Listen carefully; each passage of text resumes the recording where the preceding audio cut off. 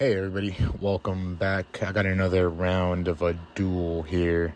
Um, and to start it off, I'm going to go with my beatdown team. So, kind of went over this in my last video, but you definitely want to have three different strategies when it comes to the duel. Three different types of teams that you want to use to make sure that, if they are able to counter one, you have kind of something else to go out and use for the second and third rounds if needed.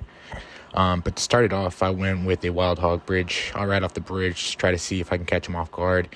Didn't work. He was able to get his Tesla up. Then I tried to bridge spam him again and was able to get my Ice Spirit just in time to freeze his troll guy and, give me enough time to defend myself. So put the Electro Wizard out because I had a lot of elixir left, and I went with the lightning to take care of his switch, which I love that lightning. It's such an easy counter for that witch, which could be lethal if you leave her out on the field too long.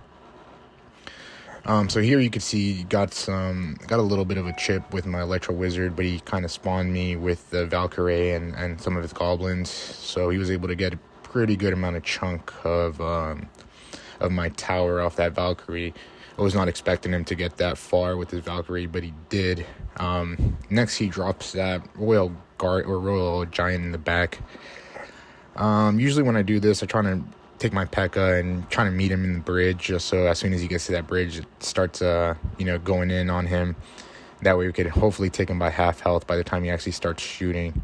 And then I saw him put that, the shooter right there, so I decided to get my E-Wizard to help kind of negate the effects, which looks like it worked a little bit, but he ended up putting I believe his Valkyrie after, which was able to distract my P.E.K.K.A. with enough time to get his witch, safely. So it made me cause to use my lightning. I didn't really want to have to use it, but I'm glad I had it in the emergency right there. Sent my knight out, and he threw the bat, so I just went through my arrows, and obviously he countered with his goblins, but looks like I was able to deal with him pretty easy. Right here is where I had trouble. I didn't expect him to put the Royal Guard in, or the Royal Giant in, and he did, and he just took a big chunk of my tower there, especially with the two Spear Goblins supporting him. Dropped my lightning in the back just to take care of her, and then try to see if I can catch him right here. I did a pretty decent attack. I got his shooter, the Tesla, and then some of his tower, but he was able to get the bats and the goblins in, take care of my P.E.K.K.A. Went with the P.E.K.K.A. here. Not sure why. I probably should have went with the E-Wizard first. And it was a pretty bad decision, because if I would have went with the E-Wizard, I would have been able to lightning him sooner and take care of this without this becoming a bigger issue. But regardless, I was still able to take care of that, and then that's when he dropped his Royal Guardian and basically finished me for the first round. Again, I think that Electro Wizard, not going with that Electro Wizard on the last move prior to this, was really kind of what caused me to, take the L on this one. So, that was the first round. A lot to learn from that match, but now we're moving on to the second round. Second round, I decided to go with my balloons team.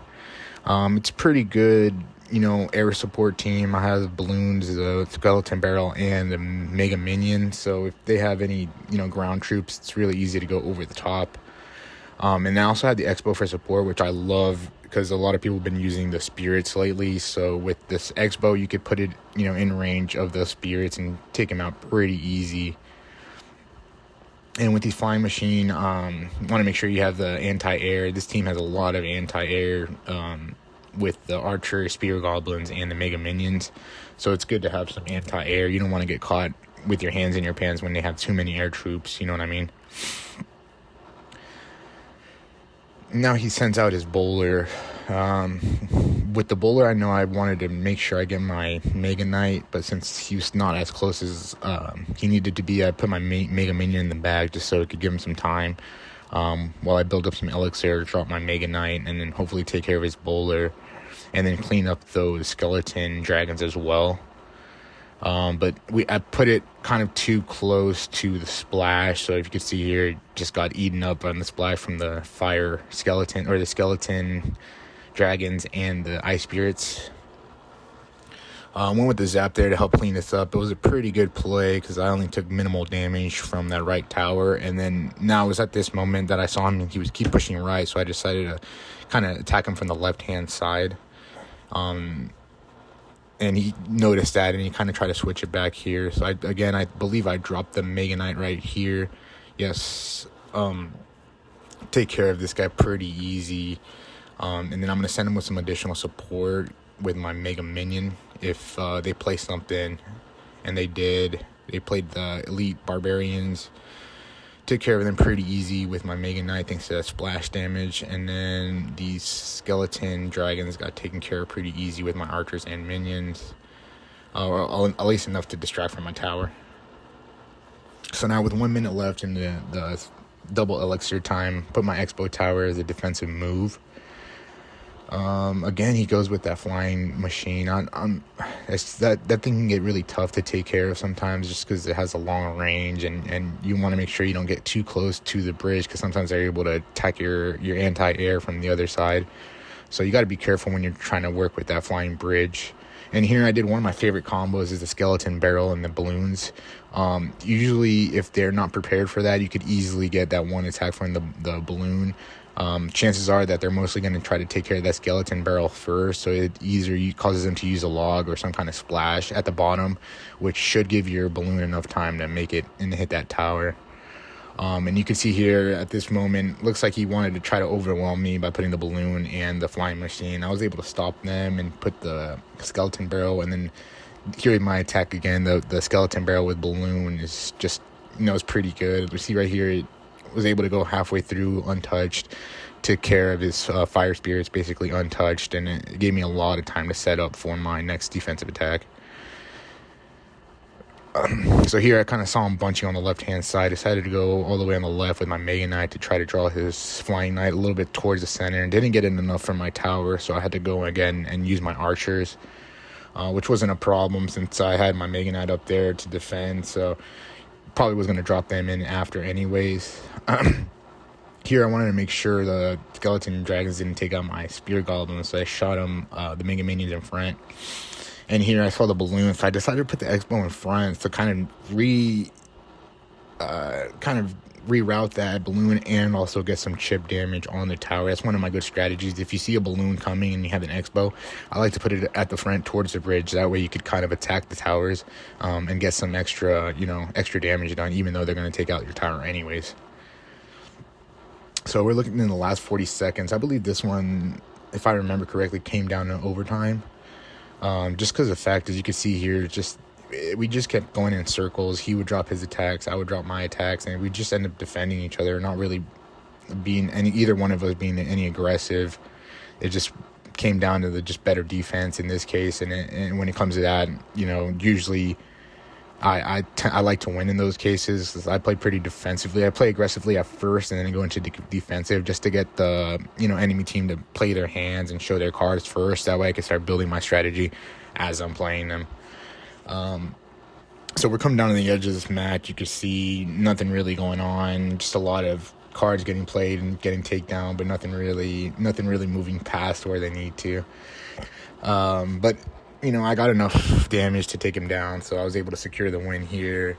We're going 1-1 into the final match of the duel, which in this case I'm going to use my Meteor bait deck. So this Meteor bait deck has my Barbarians, Musketeer, the Hogs, the Royal Hogs, and the Flying Machine. So try to draw out the Meteor is kind of one of my strategies that I do, or whatever that splash may be. So off the bat, I go with the Wild Hog, or the Royal Hogs, off the left-hand side. And thankfully, he put his Giant on the right-hand side. So he's going to have to split up that Wizard and the Giant, which is nice for me, because now I'm able to take down that Giant whatever rate I basically need to. And I was going to play that Bandit to take care of that Wizard, but I saw him put that Prince, so I decided to do the Barbarian log and the Barbarians to take care of both of them. Did it pretty easy, and then I saw he put the Spear Goblins through the Snowball, took care of him pretty easy. Yeah, this one, I guess he just wasn't expecting my aggressiveness and my counters, because right off the bat I was able to, get a substantial damage done on both of his towers, just by being able to counter both of his attacks with the right cards. And now I decided to split the Royal Hogs. This is one of my good techniques that I like to use, because usually for the Hogs you need to have something at least like 5 or above to be able to counter them. So if you split them up, it makes it harder for the players to be able to take care of both of them. And this is a great strategy you want to do if you have, the 2 towers low like I do in this case, where, you would want to keep working on both sides just to make sure you have either option to go to finish once you do go to finish the game. So right there, I was able to stop that pretty easy counter. He did the large skeleton, and then a giant. And he, for some reason, I don't know why he put his archers on the side. It let me a free chance for my bandit. He was able to get into the king tower as well, through my Royal Hogs to finish this tower off as well. So now at this point, I know that I just need to defend here. I just need to hold off for 1 minute, and I should be able to get this win here for this duel. He dropped the prince in the back. I guess he just wanted something high to get those guys out. And then he puts the skeleton, which was a really easy to counter right here. I put my barbarians, my minions, and my musketeer. Were able to clear this with no problem. He puts that wizard in the back. I was able to put my bandit down, at least slow him down, and not give him a chance to, really attack that one tower. Even though I know I could have given that and still been okay. I just, just to be safe. And then here's my last assault. I tried to see if I could finish the game with a three crown win. I was trying really my hardest and hoping that he would kind of give up or something, just so I could have my 3 crown win. But he ended up stopping me with, I believe, 248 HP left on that. So it's all good. It's still an easy win for me. Hope you guys learned a lot from this match. Hope you guys enjoyed. Please subscribe for more videos.